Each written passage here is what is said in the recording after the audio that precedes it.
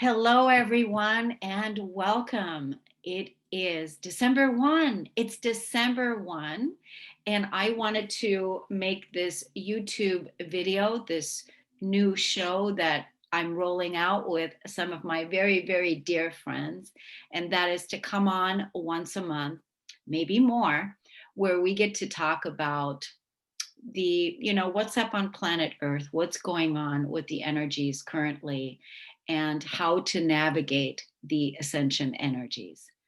So my name's Kornelia Stephanie, for those of you that don't know me, and welcome to my friends. Thank you. Colin. We're delighted to be here. Thank you for asking. We always have a fun and wonderful time with you. So we always anticipate when we can spend time with you. Oh, that's wonderful. You know, I have this new thing that if it's not fun, I'm not doing it. I'm right there with you. That's the best perspective. Yes. Yeah, if it's not fun, I'm not doing it. I'm so looking forward to, more and more expressions of fun. This is all part of our new forward movement. And I'm feeling like I'm so excited to express myself in more fun ways. And I'm curious as to what they are. How about you guys? Curious to what's coming and always open and eager for anything positive. Yes. So we're coming on. It's December 1st. Let's tell the audience, let's tell the listeners where you guys are. Just, how awesome the internet is. Where are you guys located? We're in Europe. We're in Southern Europe, and we are, about 10 hours ahead of you. So it's nighttime here where you are in the morning. And we are feeling like time doesn't really matter. We're connected heart to heart. So the time's sort of irrelevant in this moment. Yes. And so here I am. I'm from Washington State, living in Washington State, right out of an hour outside of Seattle. And so it is now 8:15 in the morning, 8:18 in the morning here. And so we're delighted to bring you this new show, this new series of what's up on planet Earth, the energies that we are integrating and experiencing during this very, very exciting time of being here. So I wanted to come right out of the gate, and this morning when I was preparing for the show, Spirit showed me one of my favorite quotes back in the day when I was first beginning to awaken. And I read this quote back then, and then I saw it again this morning, and I thought, gosh, this is such a perfect quote to open the show with. It talks about enlightenment. Enlightenment is a destructive process. It has nothing to do with becoming better or being happier. Enlightenment is the crumbling away of untruth. It is seeing through the facade of pretense. It is the complete eradication of everything we have imagined to be true. Very wonderful quote. That is fantastic. Isn't that so divine? It's great.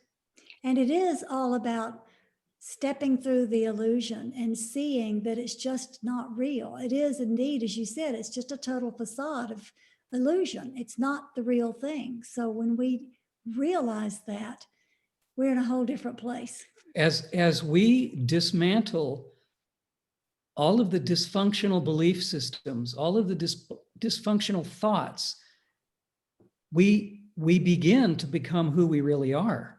And that process is like a flower opening. It allows more space, more beauty, more fragrance. It simply allows us to be like a flower and begin to bloom in a completely different way than maybe we'd been living for a very, very tight, constricted way. So that is a great quote. I really like that. Yeah, I was so happy when I saw this morning. I said, this is exactly perfect to open the show, because I know that there's a lot of people in our collective awakening now that is just beginning the awakening and just beginning the ascension process. And so I remembered, I was reflecting back to 2010 and 2008, and I was looking at, wow, how far we've come during that time, how far we've traveled, and the person who I am today, and how I'm living my life, and how becoming conscious, how becoming soul embodied, how this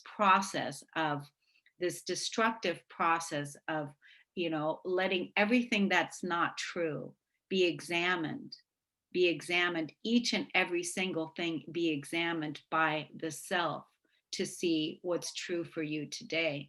And looking back and seeing that journey, and I am just amazed at what we've accomplished. And I know that our universal friends are also singing our praises because of how far we've come. And this truly, I call December a homecoming, a coming home, a graduation of sort, a big, huge celebration from everything that we've accomplished in this short amount of time. I like that. Yeah. I like that. That's a very good way to see it. Yep. It's a coming home to ourselves as well, recognizing finally who we really are. Yes, and that's the part. It's you both have said it earlier, that remembering the truth of who we are, coming home to who we are. It first, the home is here within the heart. This is where you're home, this is where you're safe, and feeling safe and unified within your thoughts, feeling home, feeling connected to yourself, and feeling connected to source, feeling the oneness, feeling at one with all. And this homecoming, to really live and integrate that, it's like, wow, this huge celebration of integrating and living oneness.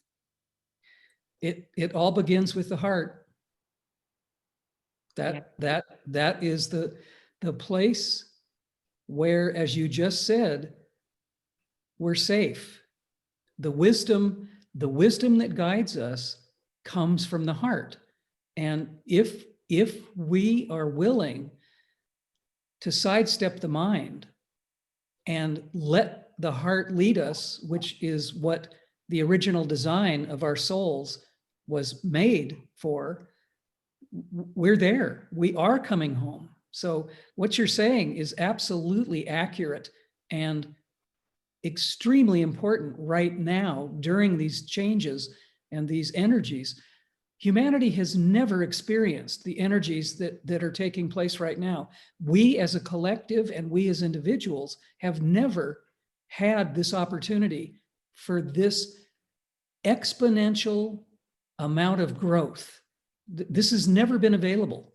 So not only is it auspicious, it's tremendously important that we do listen to the heart and allow the heart to guide us. Yes,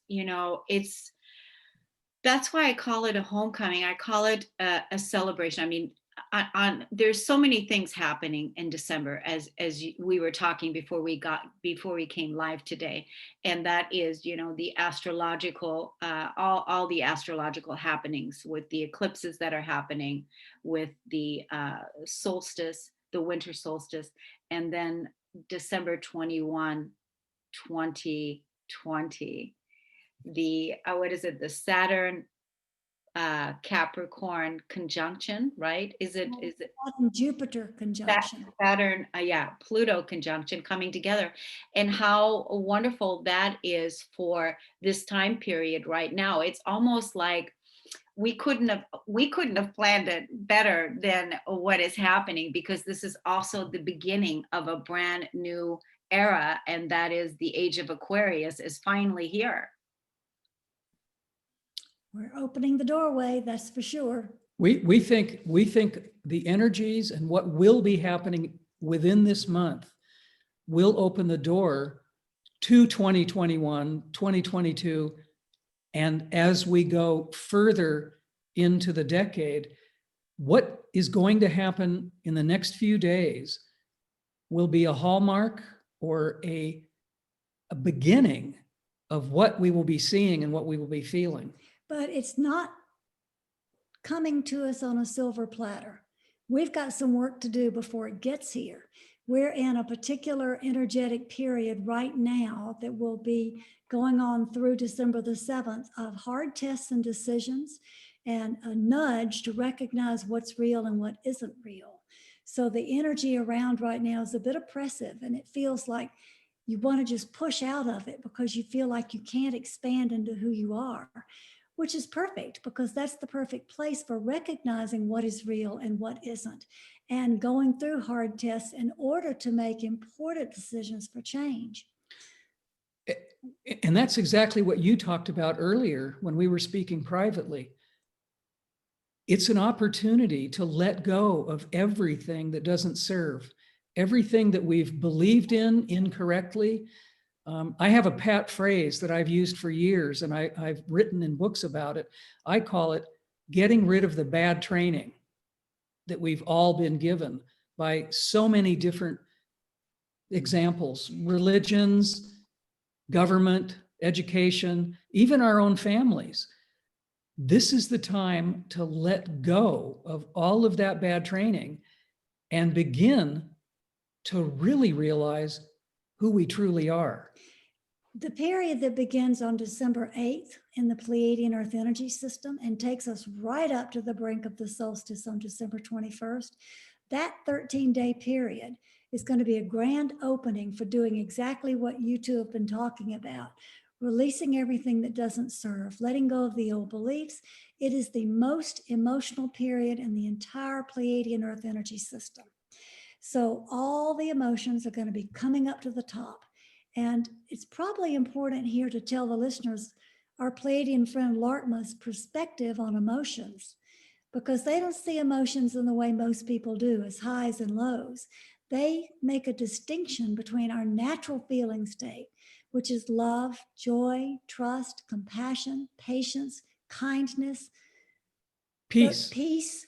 Those are our natural feeling states. And that's what we came in with and what we will experience in our going home. The emotions are all the things that make us uncomfortable: jealousy, frustration, sadness, fear, anger, grief. All of those things that make us uncomfortable are the emotional states. And the purpose of the emotion is to act as a signpost to go, hello, look, you're out of alignment here. Come back into alignment with the true reality. You're focused on a belief system that isn't really matched with the true reality. And when we can say, what is another perspective, another way to look at it, and move out of that emotional space and use the emotional energy, we're able to actually do what you two are talking about, of dropping the old beliefs, the bad training, all the things that don't serve.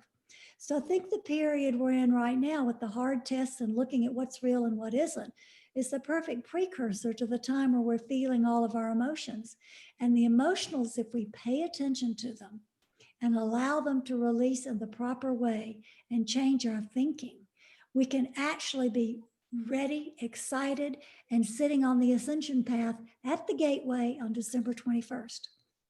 Truly, everything that you just said, this has been my work, the work that emotional processing and processing my emotions so that I can, release the pain. So when there would be a trigger that would happen, you dive into the deep feeling of the emotion, whatever that is. When you were saying anger, frustration, whatever the deep emotion was, and you dive into that feeling and really feel it fully, and allow yourself to release that emotion, release that pain, release that sadness, and give yourself a little while, and then sit again and look at what is the belief that you have that is associated with that emotion. And I'll give an example of something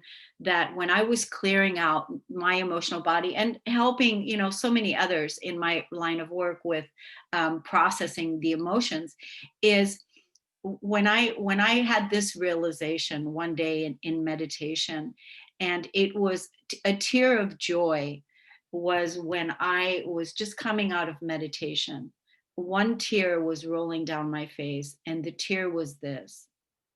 It was a joy over realizing that I cannot believe that I used to have a thought that was attached to a belief, a negative belief, that was attached to an emotion, and that I used to make choices that reflect that belief. Mhm. And the belief was that I was unworthy. I cannot believe that I had the thought that I was attached to this negative belief, and that I felt unworthy, undeserving, and that I used to make choices that reflected that.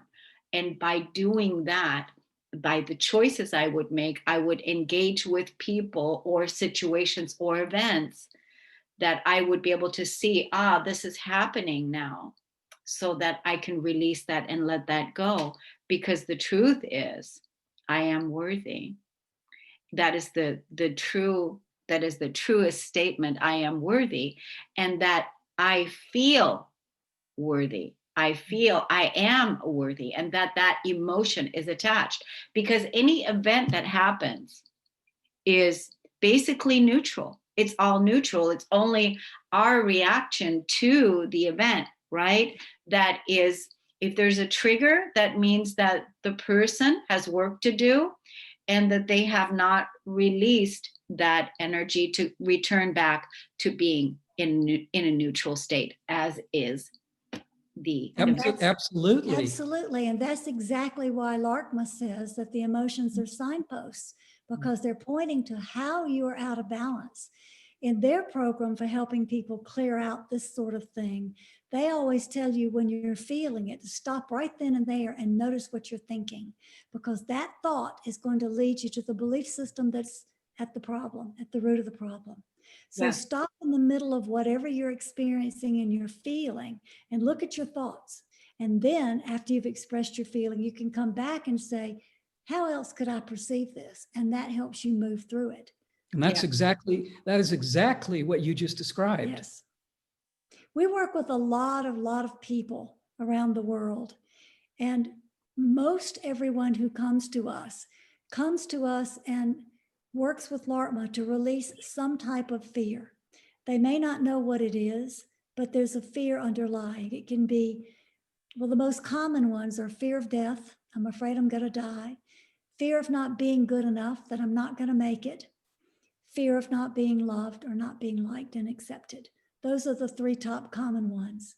And almost every single fear or emotion that anybody has comes from one of those three perspectives.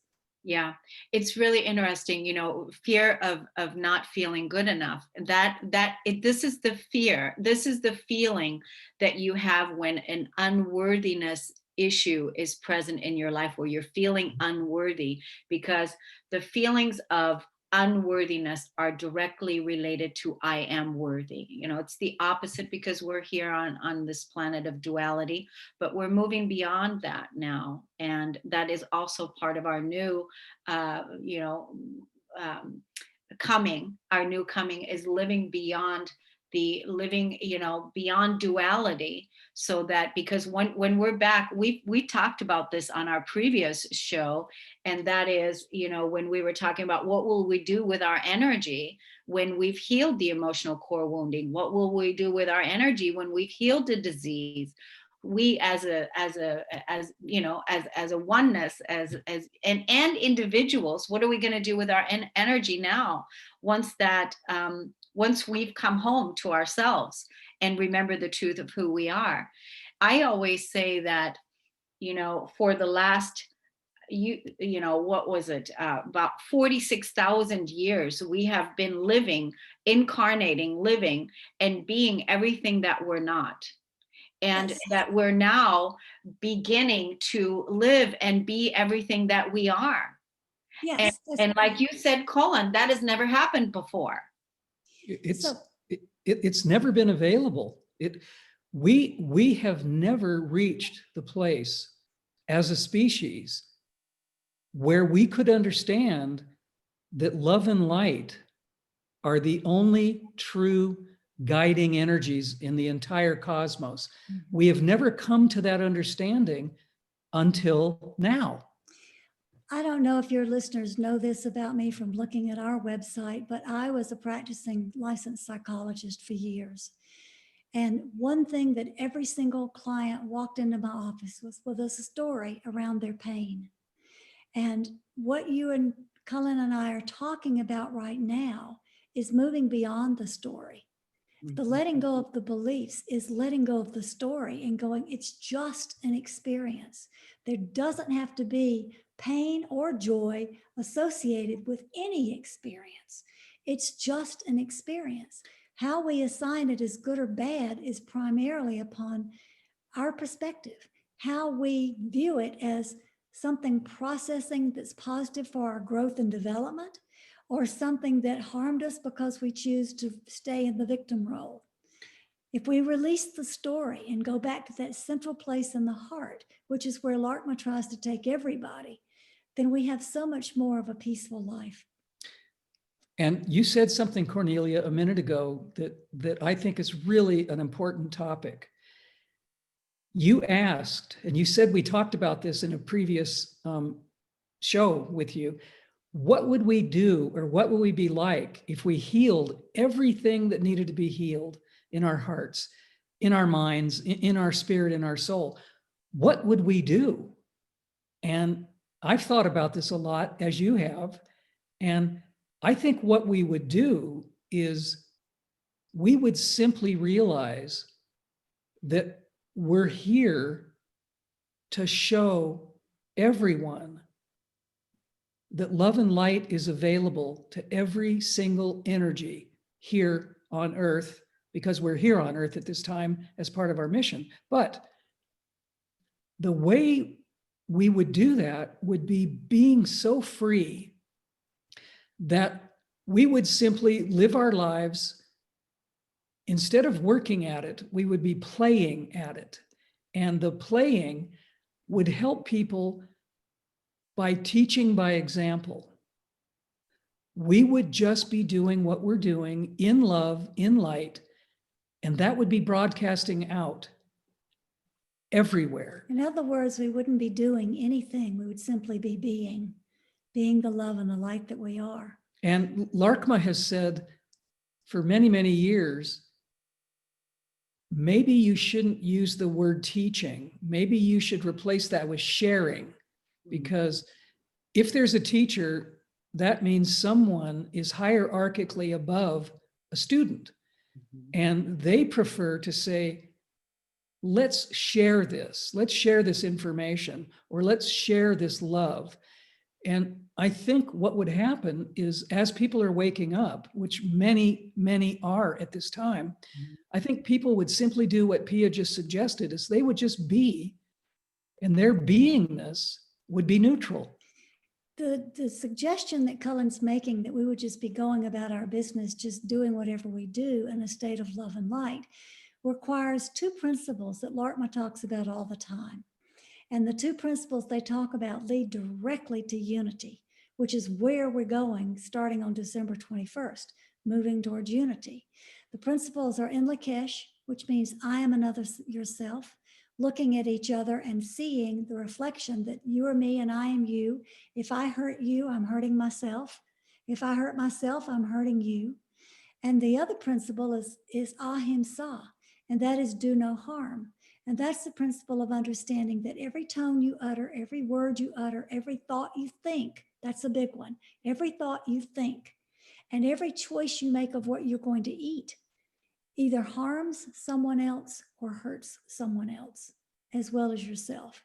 If we could simply rely on Ahimsa and in Lakesh, we would automatically move more into a unified state of being, which would reflect the ability for people to use their individualized gifts and talents in a unified way.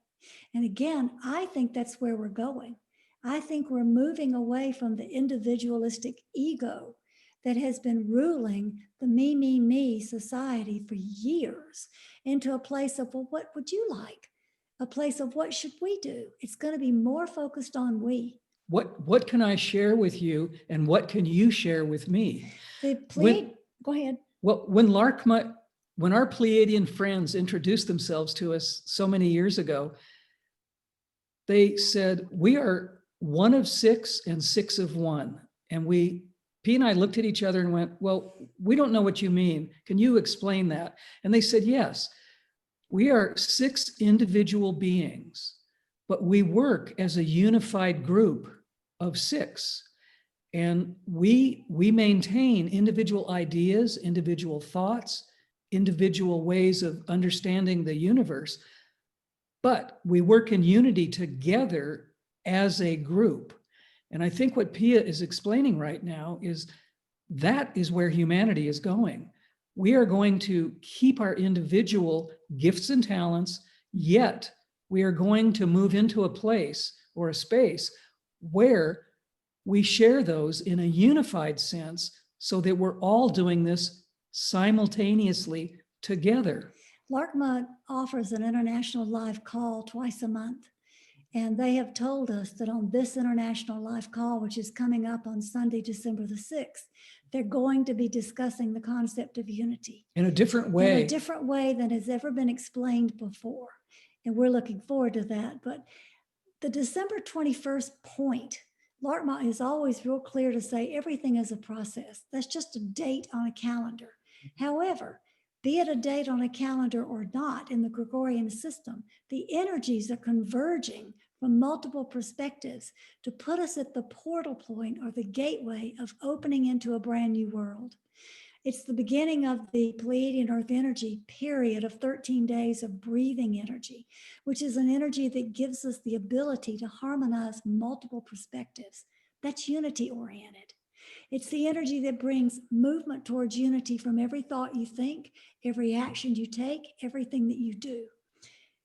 Also, during this period, everything is extremely unpredictable, which gives you the opportunity to learn to respond instead of stepping back into old patterns of reaction. And if we can embrace that and step into it fully with our hearts wide open, we're going to be a whole new species. It's going to be the opening of the new world, the beginning of the age of Aquarius, which is not the age of peace and tranquility, but the age of rebellion. Aquarius brings in rebellion, and this planet needs rebellion right now more than anything else to take back our lives, to take back our power, to take back our choices, and to return to a state of love. Right now, we are living in a state of fear. People are cowering under lockdowns, virus scares, 5G. They're cowering under the fear of things that they feel they're victims to and powerless and out of control. And in order to change that, a huge wave of energy and movement has to come in to empower us to a place where we can take back our lives. And that's going to call for a revolt. And a revolt or revolution does not have to be a negative understanding. Revolution simply means actually somewhat like the quote that you just gave us and your audience. It's the dismantling of things that don't work and bringing newness in for a better world, a better understanding. So when Pia speaks of revolution, it can also be seen as a positive movement toward the new, towards the whole. And I think the whole is extremely important in this discussion. There wouldn't be so many energies converging at once if unity weren't a central theme. Yes. And it's symbolic of all of us converging into one unit to take back our planet. Exactly, to take back our planet. There's so many things that you guys said. I did not want to interrupt the flow, but I'm gonna try now to go back to I need to say some things to some of the things you said. I really, did not want to interrupt, but when you were talking, Colin, when you were talking about what we need to do now, and that is being, and that is sharing, and that is being the example, and how do we do that from a state of sharing. And this is exactly, we're giving you all that are watching this video the model of what that looks like, because we're sharing here, we're coming from a place of genuine, just absolute genuine service. That's really who we are, in sharing what we're sharing here with you today, because this is what we are here to do, and that is to give and to share. And so what you were saying, Colin, even before we got on the show today, we were talking about we were sharing our different perspectives. What do you think about this? What do you think about this? We were doing exactly that already naturally, because we are already vibrating in those energies and in that frequency, because we're already living that energy. And I love what you said about, back in the day, I used to call myself a spiritual teacher. And I thought about this before too. I thought, yeah, everything has its time, and it was perfect during that time when that is what I called myself, because we teach what we need to learn, right? We teach what we need to learn. And spirituality, this was the call for me, for my own soul's journey to, to become embodied and to learn the spiritual principles and what was of value to me. And so then I became that spiritual teacher to learn, and then teach what I needed to learn through example. And then when I dropped that label, which was, a while ago, probably a couple of years ago, I dropped that label, realizing that life is the spiritual teacher, and Yes. that I am the student, and that I'm always going to be the student, as life is the spiritual teacher in our awakening. But the thing that you've been talking about, Pia, and that is, the work that we have to do, and that is to remember the truth of who we are, and that now is the time really to clear out all the karma. Like, it's like now, it's like, the way I see it is like, hurry up, get all the gunk out, get all the junk out, look underneath the carpet, clear the cobwebs, get everything out, everything that you've been holding on, that you want to release and let go. It's a clean sweep time, because there is a sacred coming home. There is a sacred one that is coming to your home, and that sacred one is really you. So you're cleaning the home for yourself, and you're the home begins with the home first, the body, because spirit is living in the body, and then you've got your home that you're living in, that's also your home, and then you've got your earth home, that's also your home, and then you've got your universal home. But all of these things are all a homecoming that you're preparing for now, in this next new age of living, in the Aquarian age. So there's just so much. This is the perfect time right now to release and let go of everything that you are not, everything that's not true. And it's almost like when something comes and it's in your space, and you're triggered, or you're activated, and it's not harmonious, it doesn't feel good. It's perfect. Sit and work with the energy, clear it out, and say next, next, next. Get all the nexts out until you're completely clean and shiny and ready for this next time period, right? It's essential. Many of the people that come to us to get LARTMA's help with clearing trauma out of their systems, or to just have a conversation with LARTMA, many of them come saying, I know I should have done this, but I've been scared to do it. Or I know I'm supposed to do this, but I'm really afraid. And when they finish the sessions, inevitably they say, wow, why didn't I do that sooner? Why have I been carrying around all this stuff inside of me that I don't have to carry around? It's not mine. So it's really amazing what a natural thing it is for humanity to hold on to the pain instead of having the courage to walk through it and to let it go. It takes more energy to hold all of these traumas, all of this pain, all of this confusion. It actually takes more energy to hold on to these things than it does to rid oneself of them. It's such an easy process. This may sound crazy, but once someone begins to truly look at themselves and seriously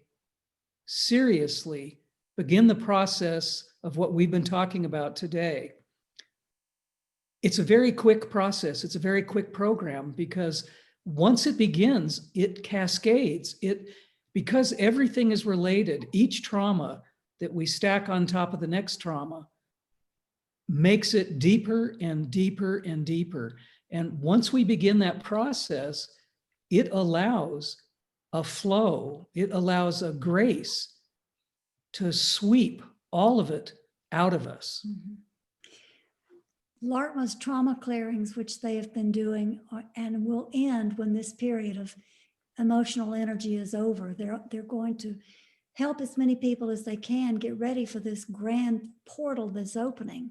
But the preparation for the trauma clearings and clearing things out, sometimes we're finding that people tell us all they really needed was somebody to hold their hand. And LARTMA does that beautifully, walking them through, holding their hand, helping them see the other perspective, and then let it go. They tell people on a regular basis, all we're helping you to do is remember who you are. Yes. They say secondarily, all of the wisdom, all of the information that you need is within your own heart. Our larger perspective is only here to help you to remember. And that makes them not a teacher, not a guru, simply an energy that through love and guidance allows people to do their own work. And this is all about doing our own work. Yes, because we are, the whole guru savior paradigm is, part of the past. And that's part of, I believe, the Piscean age, where, that in that time period, we've looked for the savior outside, when, this is what I found too, when I found that, oh, the savior is already here, that I'm right here saving myself, and I am in that remembering. And if you two, I don't know if you guys know this, but I had a very traumatic childhood and a very traumatic life. And I feel like everything that I signed up for in this life, there was a lot of past lives, things that I was coming into in this life for, to really clear all of these things out, which is perfect timing to move up into a higher vibrational way of living and being, and take my physical body with me. And so this has been that work. And so I've been, I came from a place where I was a suicidal soul. I fought suicide my entire life until I turned, I want to say 35. So because then I had an experience, and that was the last and final one. So, but to overcome suicide, not to want to kill myself and act on that emotion that would activate within me all of a sudden, to where then I would want to take action and harm myself. It was a very challenging thing to overcome, but I did that.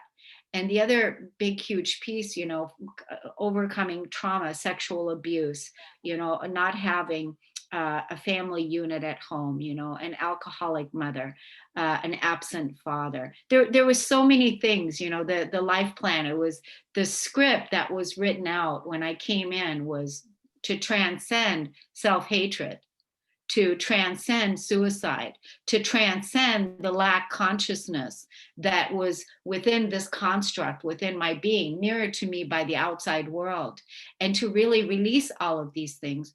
And what to do? To co-create heaven on earth, to bring peace on earth, to live in unconditional love, to, like you said, do no harm, all to remember the truth of who we are, and all in this lifetime now. That's why this homecoming is very sacred. It's very special. It's very individualized. And it is, and then we also know we're doing it together as a collective as well. So it's a fabulous time. One of the other things I wanted to say is, when you were saying, Colin, when you were talking about the weight, dropping the weight, letting go of all of the weight that, it takes more energy to carry around the density, the traumas of the past, to tell that story. And I remember there was a time, this was years back, when all of a sudden I took a nap in the middle of the day.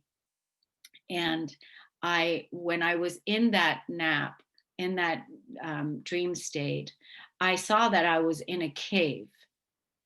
And I was in this cave, and I had this bar over my shoulders, and I had a bucket on each side filled with rocks on each side. And I was carrying that bar, and I was walking in this cave and carrying all that weight.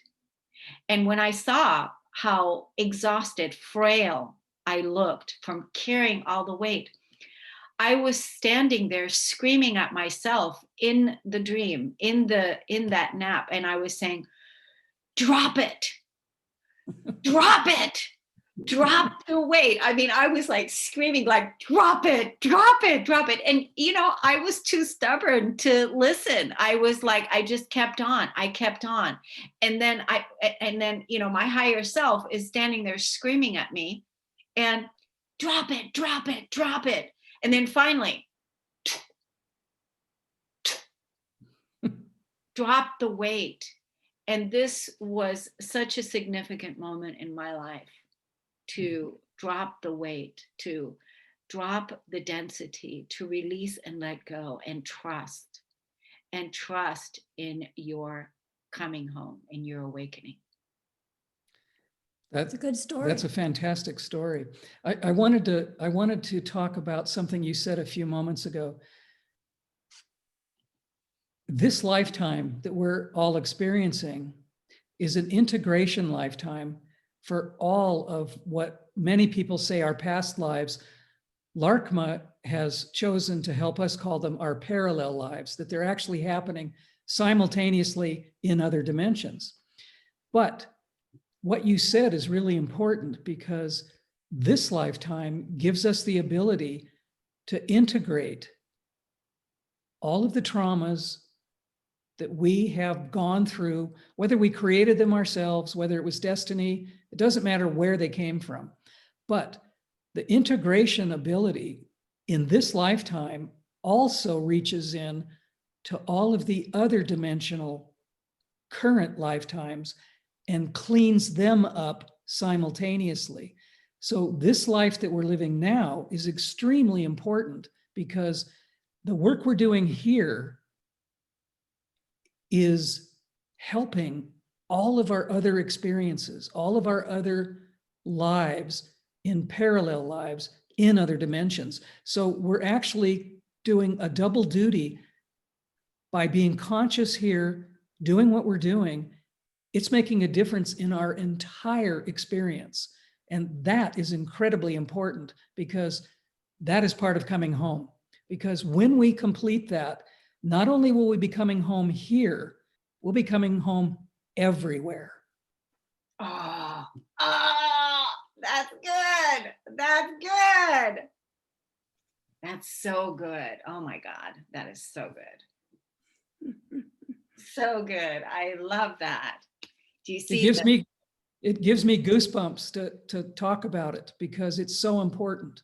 It is so pivotal that as we wake up in this incarnation, we are helping all of ourselves wake up. And that's never been available. As I said earlier in this discussion, that experience has never been available before. This is a new program, a new project, a new way of changing all of our perspectives. It's a complete sweep, so to speak. Yeah, it is a complete sweep. It is. It's like, that's why, like, a lot of times when I do energy work, I leave a lot of room after.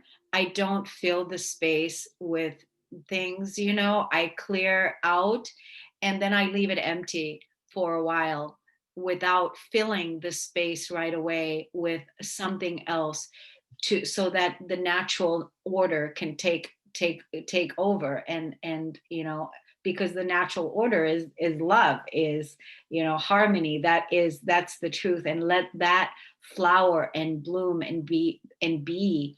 And so it is an absolute glorious time of being who we are, and coming home to the truth of who we are. And this December 21, 2020, we're moving into this new age of Aquarius, which is also a brand new cycle. According to the astrology, they say that the Aquarian energy is an air energy, and it's an element of air, which helps with the breathing energy. I'm so excited because I'm a Libra. So now we're talking, Libra is an air sign. So it's fantastic for, breathing and air. And I feel like it's a breath of fresh air. And now the air element will be dominant for the next 200 years, which is also so exciting. And that's why it's been so important that all the work we've been doing with our spiritual values and taking our planet back and knowing what our values are and doing no harm and treating each other the way we treat ourselves. This is why that inner work is so important, because if you have a negative thought about yourself, and you're acting on that thought, then this is how you also treat other people. That's why if you work on yourself and you harmonize and bring yourself back into your truth, which is pure divine love, which is unconditional love, which is a beautiful being of light. When we bring ourselves back to that natural state, and then we act on that. When was this? A couple of years ago, I put a boundary in place. And I had this one thought that really changed everything for me. And I put the boundary in place, and the boundary was this: I absolutely, absolutely refuse to have any negative thoughts about myself. I refuse it. It's like that rebellion. I absolutely refuse it. So no negative thoughts. So I put that line in the sand. I drew it, put the boundary down, and said no more negative thoughts about myself aloud. So when would the negative thoughts come? Well, maybe the negative thoughts would come when if I didn't feel particularly beautiful, or when there was a situation that would happen, if I got rejected or something would happen, where then I would want to think something negative about myself. See, you didn't do this right, or see, whatever it may be. So I drew the line in the sand, and I said, absolutely no judgment allowed. It's just not okay to judge yourself. Source doesn't judge you. God doesn't judge you. The angels don't judge you. It's not okay for you to do it. So I put that boundary in, and that really changed everything, because I know that the only way I can approach myself in thought is with absolute pure love. That's beautiful, Kornelia. And I want to take you back a few spaces to something else you said that was really, really important. And that is the space that you provide after doing energy work. The allowing the space for the old is gone, and the allowing of space instead of filling it up automatically with what comes next is something that our culture and our society does not understand. But that allowing of space for the goodness and the love to come in is so important. The boundaries are important too. Both of those are very highly important points you just made. I think the whole space thing, really happened when, with my ego, the work of, you know, transcending this lack consciousness and the whole consumerism conditioning that we've been trained by, like, okay, you know, numbing it up or filling this space, I have to have this. Well, my spiritual journey, initially when I first began, that it was very frightening during that time. It was very frightening, and it was very scary, because, you know, the spirit was now in charge, you know, and the ego now, it was like, you know, I had to have a conversation with my ego and said, listen, you know, I cannot have you screaming at me out of the top of your lungs, what about me, what about me, what about me, when you know, I have to be able to have space that we can't have it all figured out, and we have to have the space that I don't know where this is going to come from. I have no idea how this is going to happen, and you're screaming at me having a temper tantrum. And so I said, you know, you have to give me, you have to allow me. Over the years, ego, when you were in charge of things, you did a wonderful job in protecting me. And now the changing of the guard, if you will, the changing of the guard has changed. And now you are, you know, spirit is in charge. And so, you know, rest. And so, and then I remembered, you know, during that time period, is allowing for the space to be empty, allowing for the space to be empty. And I actually love going into an empty room and meditating in an empty room and being in an empty space, because from that space, there is just so much possibility of pure creation, of pure potentials, and being in an empty space and not filling the space with so much stuff. I understand what you're talking about on a very, very deep level, because my Pleiadian energy makeup is all about going into the void, being in the absolute dark emptiness where there's nothing. There's no thought. There's no agenda. There's no hurry. There's actually no nothing. Not very good English, but it's true. There's actually no nothing.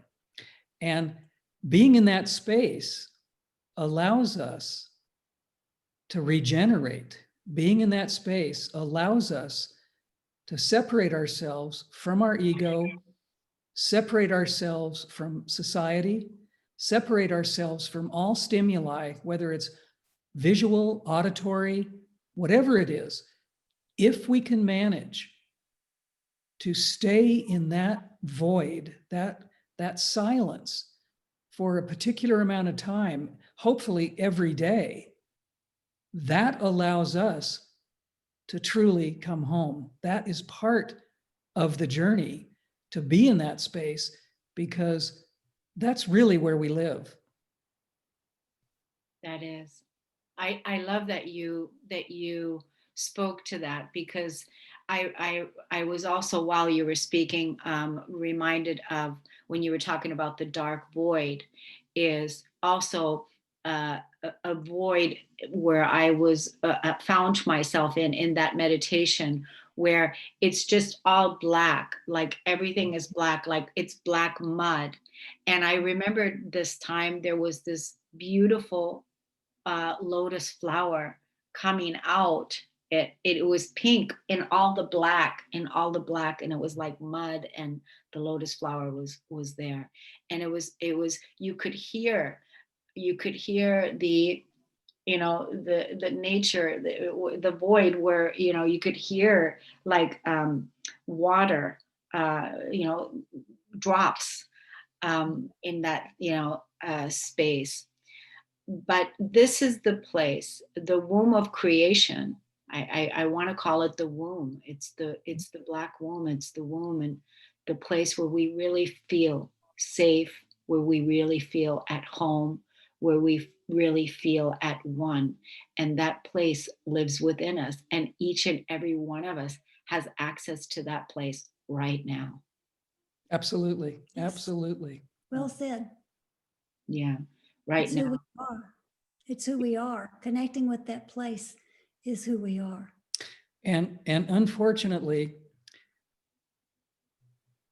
the influence of the patriarchy has taken us away from that understanding, because the negative part of the patriarchy is always forward progress, always moving forward, always looking for another avenue, looking for another way of figuring it all out. And there is no figuring it out. But the patriarchy believes, in its negative aspect, that if we simply keep going, we will discover everything. And unfortunately, science has adopted that patriarchal understanding that we must keep experimenting. We must keep going beyond any kind of sane normalcy in science, because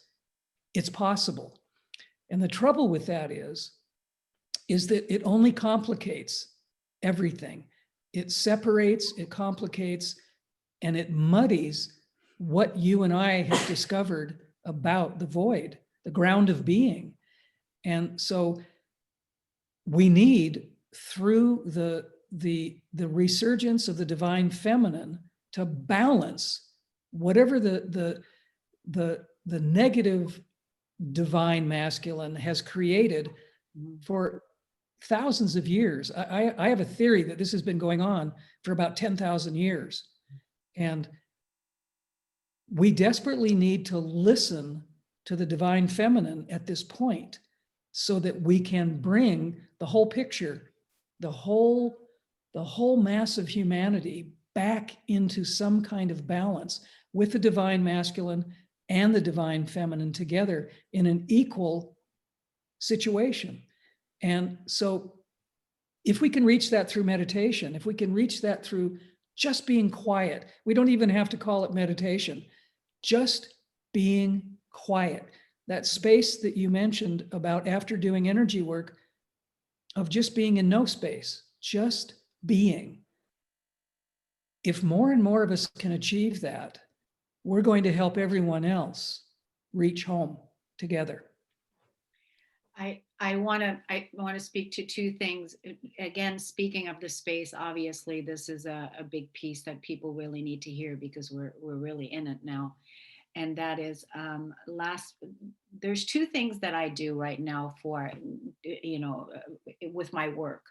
One thing, I help entrepreneurs, consultants, and business people use audio and video marketing to, grow their brand. And that's one thing that I do. But my other work that I do is I come from my sovereign place, and I help others through releasing the victim paradigm and make peace with that and move into their sovereign state and help them, choose, I'm going here. This is where I am. This is where I want to be. I want to be totally free and be in my truth.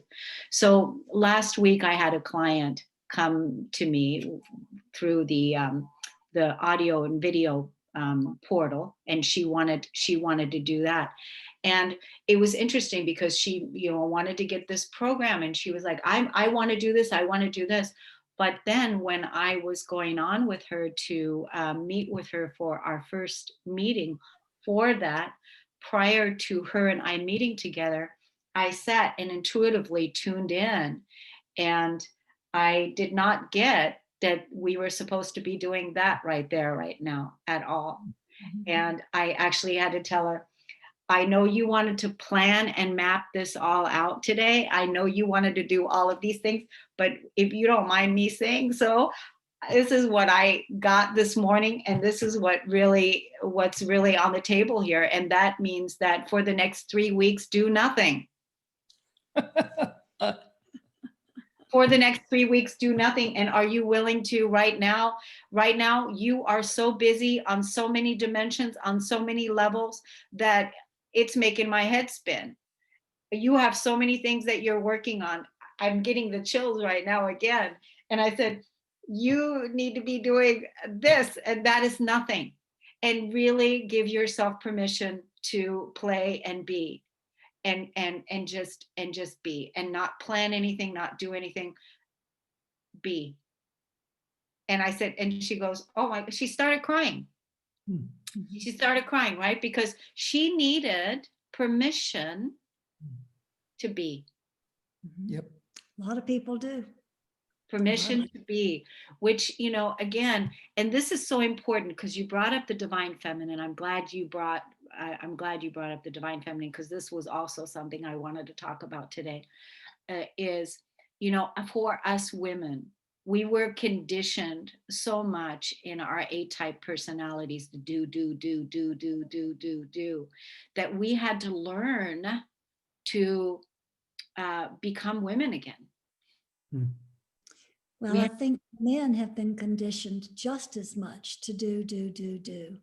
And they have to learn how to open to the divine feminine within them also. Yes. That divine feminine space has been ignored in both genders. I don't think it's gender specific for one gender. I think it has been squashed in both genders. Yeah, of course, because the men were conditioned to not feel and, get on with it and, be men and, don't be a wussy and whatever, you would want to call it. And the women have not been, because women have not been equal. They've not been allowed to be women. But Yes. in addition to the women piece is that, we have these bodies. We've chosen these bodies from, to be in this womanly body, like you, Pia, you're a woman, Colin, you're a man. And, I believe we chose the bodies that we have now.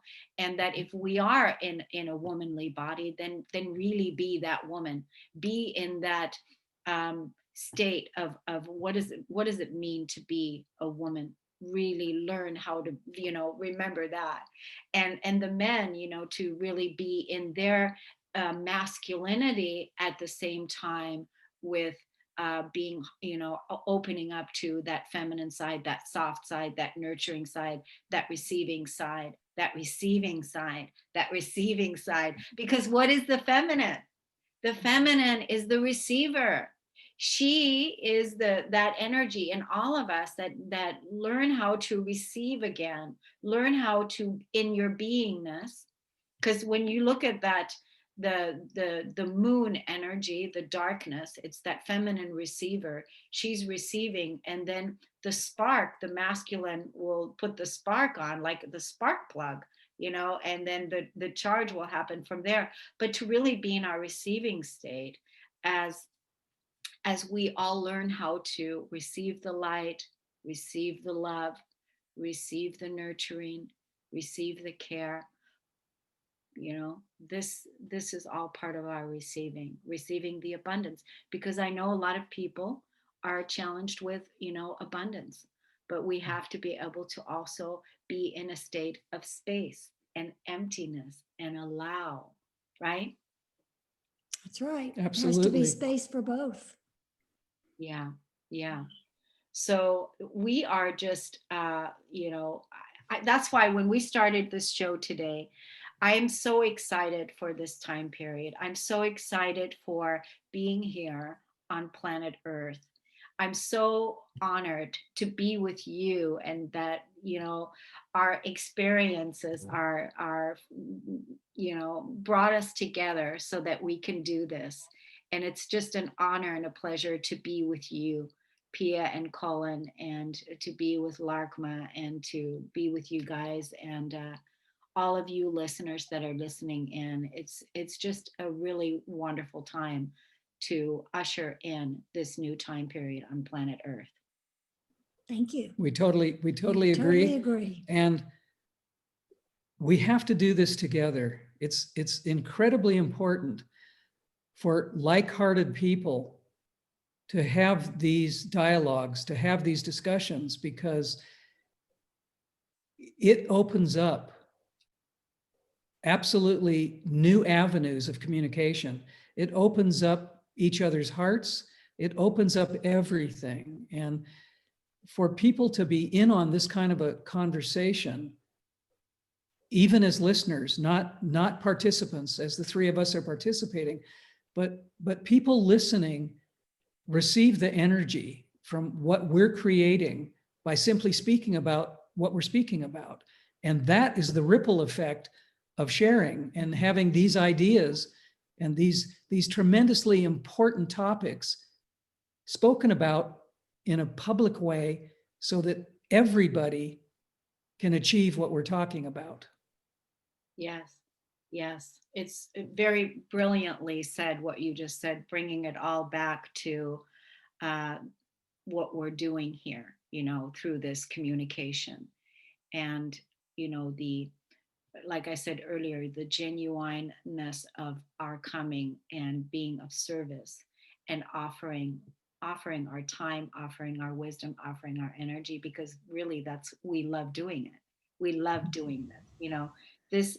This is all part of our expressing our love to each other, for each other. This is what it looks like when we're modeling how we're co-creating our new earth, how we're co-creating our new planet, in a new way. One thing I wanted to say is, you said it, Pia. You said we want to take our planet back.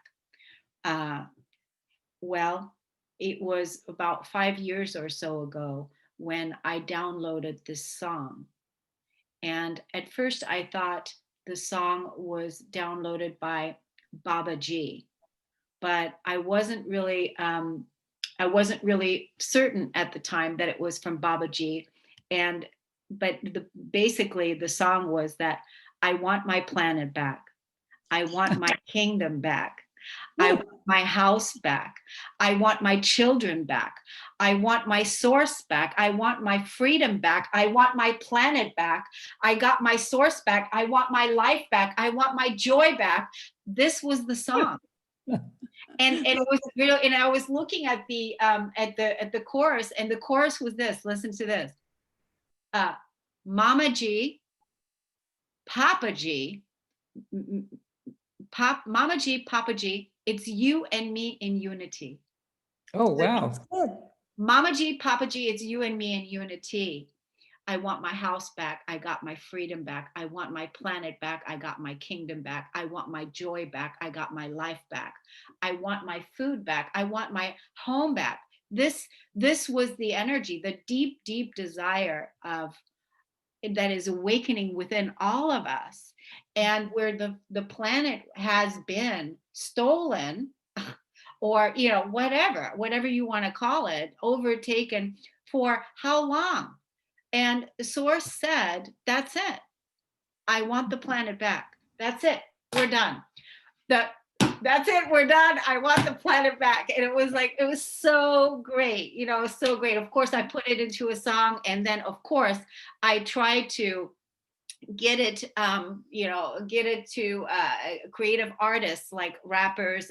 But I had so much interference back then with attacks and different things that I had to deal with, that the dark energy did not want that song out. So I had a lot of different things I had to deal with, but this is now coming onto the surface again. Good. And it's coming back again, because I thought, wouldn't it be great if millions of people were chanting and singing the song, I want my planet back, I got my kingdom back, I want, if they were saying, Mama G, Papa G, it's you and me in unity, Mama, the divine feminine, the mother of God, Mama G, Papa G, it's you and me in unity. I thought, wow, this would be so fantastic. But as we all know, and this we could bring into another conversation, is the energies of interference and dark energy that does exist and it does exist. So yeah. Kornelia, I'll just say one thing briefly on that topic. Yeah. Lartman reminds us continually that even the dark serves the light. Yes. We may not see how, but even the dark serves the light. It doesn't think it does, but it does. And there's some very big examples that we can talk about in another conversation. Yeah. But try to just listen to the idea that even the dark serves the light. It's there for a purpose. What it's throwing in front of us actually helps wake us up if we pay attention. Yes, and it is true. This is also what I had come to myself, because in the end, with, different attacks, different energies, dark energies and all these things, when it came down to it, in the end, it doesn't matter, because I'm a sovereign being, and I'm going to continue on bringing light to the equation. And that's Yep. going to be the bottom line. I'm going to keep bringing my love. I'm going to keep doing that. And this has been the work. And that's why it's like leaving behind the victim savior paradigm, and moving into the sovereign paradigm, and coming from there. I was speaking to a gentleman the other day, and he was telling me a story about some old pioneers that were getting ready to take the boats, and they were going to go and travel to another land on boat. When they got to the land, they all got to the land, and they burned the boats, because there was no going back. They didn't want to go back. It was no going back. The boats were burned. And so they were here. And I feel like this is where we are, with leaving behind the old world. Yes. That's a great analogy. That's a great analogy. And what you've been saying is perfect. And the last two words to the song, or to what you're bringing forth, is no matter what. No matter what. Mm-hmm. No matter what. No matter what. We're unstoppable. Say it again. We're unstoppable. We are unstoppable. Yes, I love that. I love that, Colin. I love that. We're unstoppable. We are unstoppable. That is that tenacious energy that is so dedicated in service to the light. That's the energy of the boundary I was talking about. The boundary is no judgment to the self, because it's not okay for me to judge myself. No bad thoughts about the self, no matter what, even and especially when you make a mistake. Even when you make a mistake, it's not to judge the self. The way that you treat the self and think of the self and think about the self is the way that you treat others. In the old paradigm, we were trained to always think about, the others first, and totally left the self out of the equation. But remember, in unity, we've never been separate from source. That has been the conditioning, that we've been made to believe that we were separate, when we've been united all along. Yep. That's right. That's a topic that could take an entire show, is the training of always taking care of everyone else. And if we have a tiny ounce of energy left, maybe then we can look at taking care of ourselves. That has been an absolutely backwards formula from the beginning, because if we don't take care of ourselves first, we're not going to have the energy or the wisdom or the ability to help anyone else. Exactly. Our cup, we have to be full. I always like to say, fill yourself up and give from your overflow, because your overflow is an infinite well of flowing. Give from there, not from resentment, not from the shoulds, not from the obligations. Give from pure heart, pure desire to give and to genuinely be, as we are doing here today. I just love what we've created. The container is so juicy. It feels so good. I even don't even want to stop. It's like when you're having such a good time, you don't want the party to end. It won't end. It It will be won't. continued. Yeah, Party to be continued. it never ends. We just step back into the river. Yeah.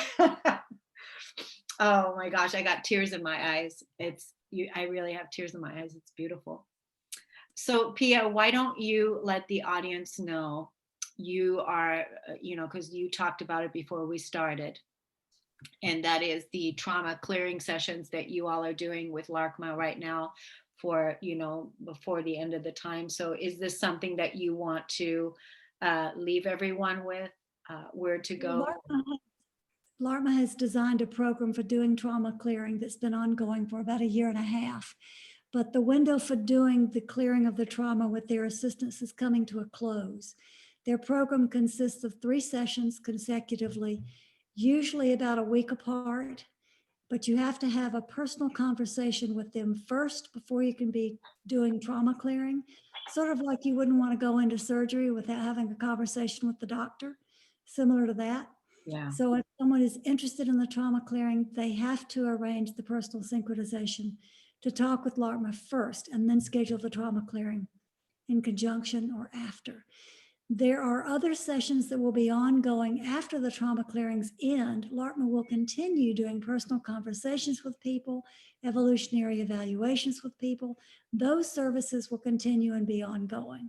But the window for the trauma clearing is closing. It's only going to be open for another 2.5 weeks. Okay, but you all have that live call also with LARCMA on December the 6th. By that time, this video will be live. So please put the links. You're gonna send me, Pia, the links, and we'll have the links in the YouTube description where you can check that out. You can check out the live call, which, by the way, I encourage everyone to check out. This is originally how I met Pia and Cullen, through the calls that they've done with LARCMA, and then also her Sunday little beautiful little messages that come through that are less than 5 minutes. They're like 3 minutes, beautiful messages on Sunday mornings. So, and we'll put all the links below. And then I just want to announce that I offer a spiritual meetup group for women, and that's always the second Saturday of the month, and it's at 9:00 Pacific time, and I will put the link below too. And this is a group that meets once a month. We meet for 90 minutes, and I bring the topic for the month, and for December, it is a deeper level of gratitude, of extending our gratitude out. And I just want to offer a safe place for women to come and talk it out, because women need to have a safe place to talk. And so the women that come, they come there, and they are from around the world, and we just have a nice 90 minutes together where we share in a safe space. And I find that when women get together and they can be themselves and they can talk it all out, it's just a wonderful nurturing thing that we can do for our sisterhood. So I'm going to put that link below. And then also, any of the podcasts that you want to listen to, Kornelia Stephanie, is always on your favorite podcast app. And just type in Kornelia Stephanie, or you can always find us live on Transformation Talk Radio every Friday at 12 noon Facebook page. So it is an honor and a pleasure for our celebrations and all that deep work that we're all doing now, for our remembering who we are, and our homecoming, our sacred coming home. We have so much to look forward to and celebrate, leaving legacies, building legacies that represent our true dignity. That's the bottom line, is what we're doing now, right? And we'll be back again on January the 5th. Is that right, Pia? That's right, January 5th. Yep, we'll be back again on January the 5th. And then we'll see how that conversation goes and what topics. But certainly, if feel free to leave comments below, and if you want to reach out to Pia and Cullen, LARCMA, and also let us know. And we're happy that you joined us today. Would you like to say anything else, Pia and Cullen? Thank you for providing this space for this conversation, and for allowing us to reach all the listeners who are interested in the things that the three of us have been sharing. We enjoyed it. We appreciate your open-heartedness and your willingness to talk about all of these things that we talk about together, because it's so important to share all of this. So I just want to say thank you to you. Thank you. Thank you so much. Thank you. I will now close the show, and you two stay tuned with me here just for a second when we're leaving. I want to thank everybody for tuning in, and we'll see you again next time. Take care. Okay.